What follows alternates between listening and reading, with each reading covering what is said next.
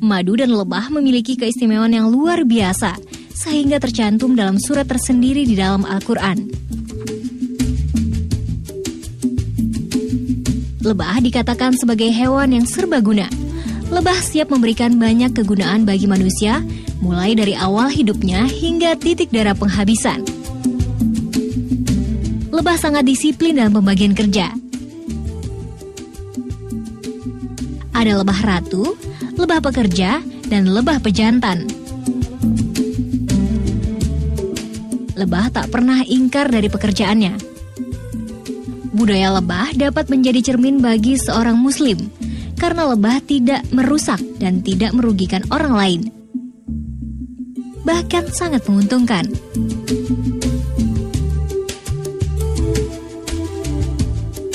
Salah satu keistimewaan lebah terdapat dalam surat An-Nahl ayat 68.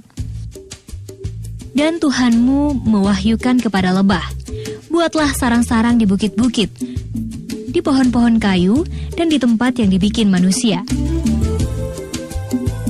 Jadi yang namanya lebah itu tidak pernah keluar daripada syariat yang Allah tentukan. Jadi yang namanya lebah berjalan di tempat di mana yang Allah tentukan. Manusia pun sebaiknya berjalanlah seperti yang telah ditentukan oleh Allah, Al-Quran dan Sunnah. Itulah lebah. Lebah itu kenapa? Kenapa ada di dalam Al-Quran, dalam satu surah namanya pun An-Nahl? Karena lebah tidak pernah keluar daripada perintah Allah Subhanahu wa Ta'ala dengan mengatakan subula rabbiki. Artinya apa? Dengan mengatakan di jalan Tuhanmu. Subhanallah.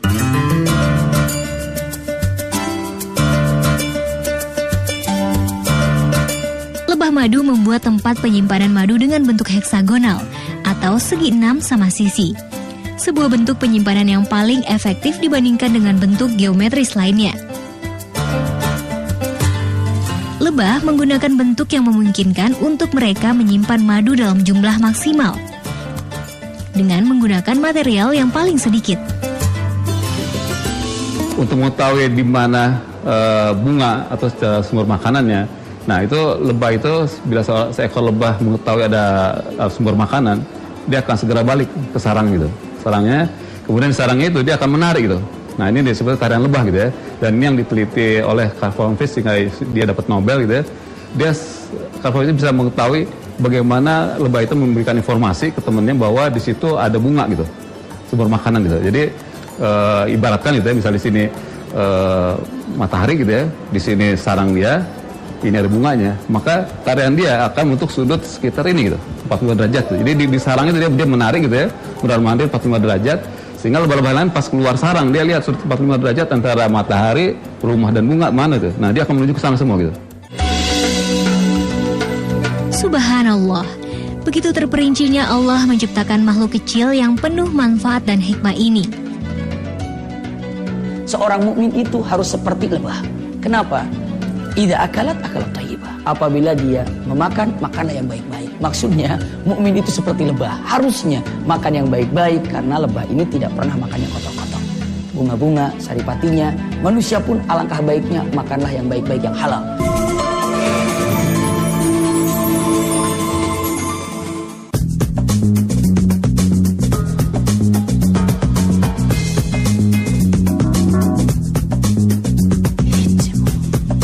Kehidupan lebah di sarangnya dan cara lebah memproduksi madunya sangatlah menakjubkan.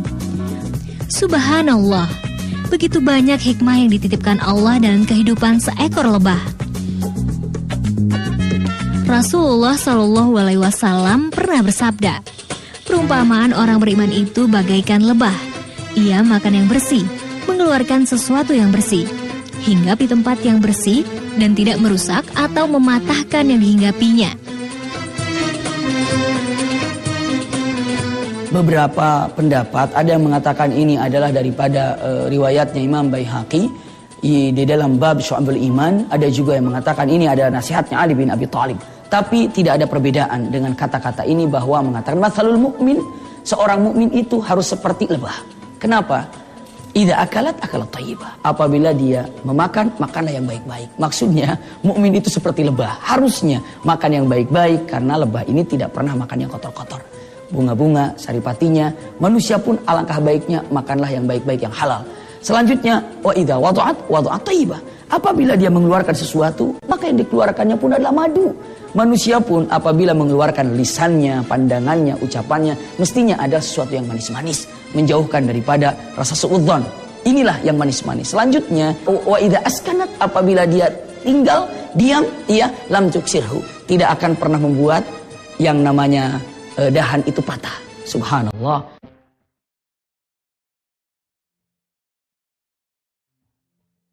Hikmah lain yang dititipkan Allah pada lebah adalah madu.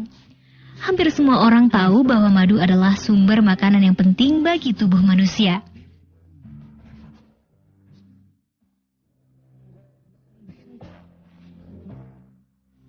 Kajian khasiat madu secara ilmiah juga telah diteliti oleh ilmuwan muslim terkemuka di era keemasan Islam, yakni Ibnu Sina.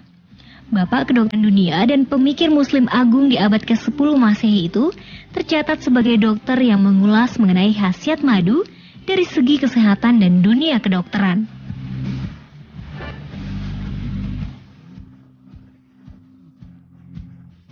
Madu yang dihasilkan oleh lebah mempunyai khasiat yang luar biasa bagi kesehatan. Madu mengandung beberapa senyawa gula seperti glukosa dan fruktosa, serta sejumlah mineral seperti magnesium, kalium, kalsium, natrium, dan berbagai macam vitamin lainnya. Ya, jadi madu itu merupakan suatu hasil dari metabolisme lebah gitu ya. Banyak dimanfaat oleh tubuh kita gitu. Jadi untuk meningkatkan stamina misalnya, atau misalnya kalau misalnya luka-luka itu bisa juga disembuhkan oleh madu gitu ya. Batuk juga bisa oleh madu. Ya, jadi banyak sekali manfaat yang diperoleh atau bisa kita ambil dari madu ini gitu. Manfaat lebah sudah tertulis di Al-Quran sejak 1400 tahun yang lalu. Sebelum para peneliti mengetahui betapa istimewanya lebah dengan banyak manfaat di dalamnya. Dijelaskan bahwa bahan yang dapat dijadikan obat penyembuh bagi manusia adalah bahan yang keluar dari perut lebah dengan bermacam-macam warnanya. Pada surat ke-16 ayat 69 merupakan bentuk nyata manfaat lebah sebagai obat bagi manusia.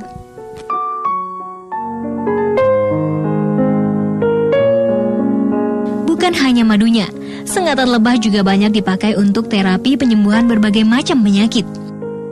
Venom atau racun lebah terbukti bermanfaat untuk melancarkan aliran darah jika disengatkan pada bagian yang tepat pada tubuh manusia. Bahkan Rasulullah menggunakan madu sebagai metode penyembuhan penyakit selain habatus sauda dan bekam. Sarang lebah atau propolis adalah salah satu hasil yang terbaik yang juga dihasilkan oleh lebah. Manfaat propolis atau sarang lebah sangat berguna bagi kesehatan manusia untuk terhindar dari berbagai penyakit, seperti antioksidan, stimulator sistem imun, pengapuran pembuluh darah yang disebabkan oleh kolesterol, anti tumor, menghentikan peradangan, dan masih banyak lagi. Adapun tentang An-Nahl, luar biasa. Tidak mungkin An-Nahl ini ada dalam Al-Quran kecuali ini adalah binatang yang harus kita tiru makna di dalamnya ada apa. Wallahu a'lam.